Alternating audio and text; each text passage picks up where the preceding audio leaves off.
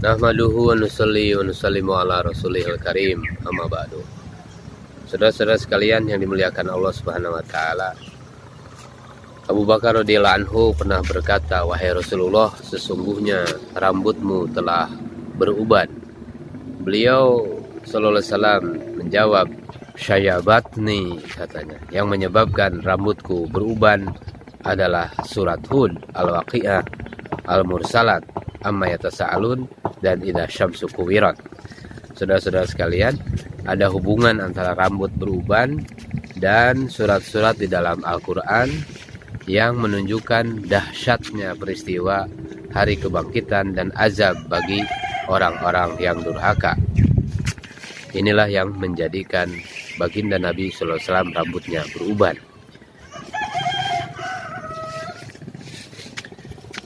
Saudara-saudara sekalian yang dimuliakan Allah Subhanahu wa taala, di pagi ini mari kita merenungkan seorang sahabat pernah mengatakan dan menceritakan Utbah bin Ghazwan radhiyallahu anhu yang ketika itu sebagai gubernur Basrah pernah berkhutbah di hadapan kami, kata sahabat.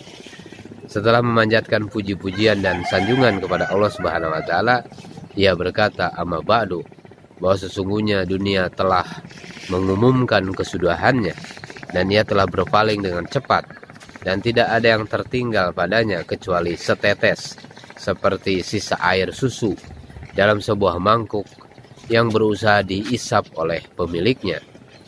Dan sesungguhnya kalian akan berpindah dari dunia ini kepada satu tempat yang tidak pernah berakhir. Karena itu berpindahlah kalian dengan membawa sebaik-baik bekal, membawa sebaik-baik amal yang sekarang ada pada kalian.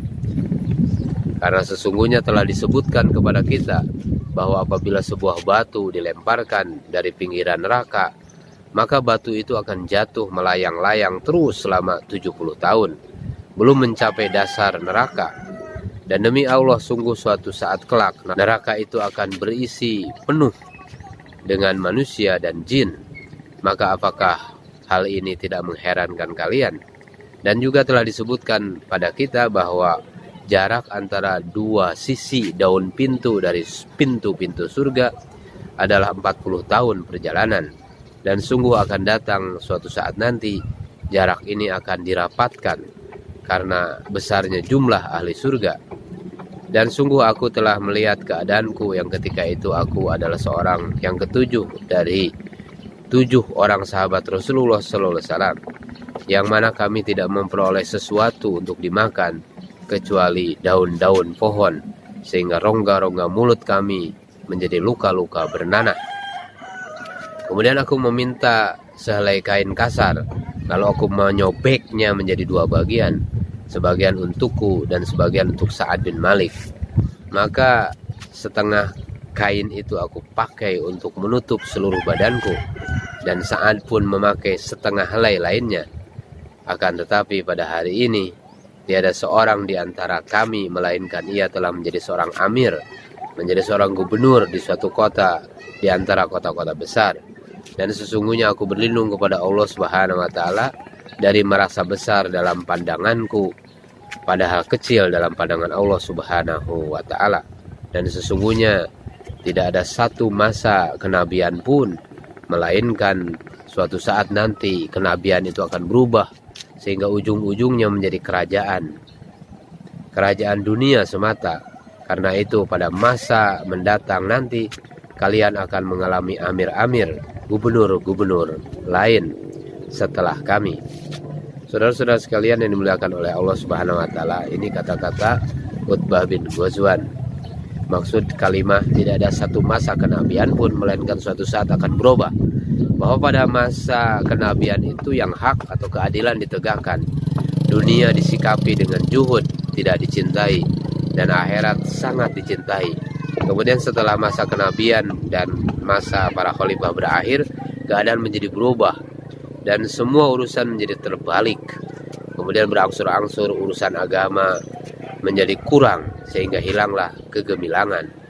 Inilah maksud dari ungkapan tanasuh. Kesimpulannya bahwa sesungguhnya manusia setelah selesai masa-masa anbiya dan para khalifah akan kembali pada sistem kerajaan.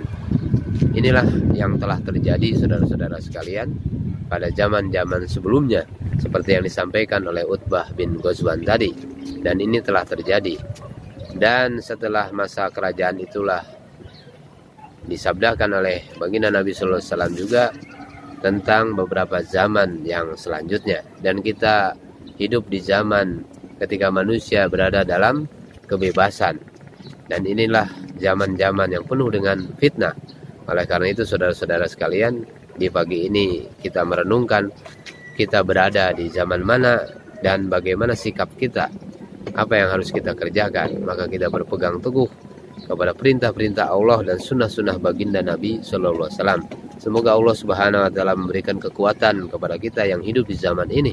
Semoga Allah Subhanahu Wa Taala memberikan pertolongan kepada kita di zaman ini, dan Allah Subhanahu Wa Taala menghindarkan kita daripada segala fitnah dan segala kerusakan yang ada di zaman ini. Subhanallah bihamdi, subhanakallahumma wa bihamdika, asyhadu an la ilaha illa anta, astaghfiruka wa atubu ilaik.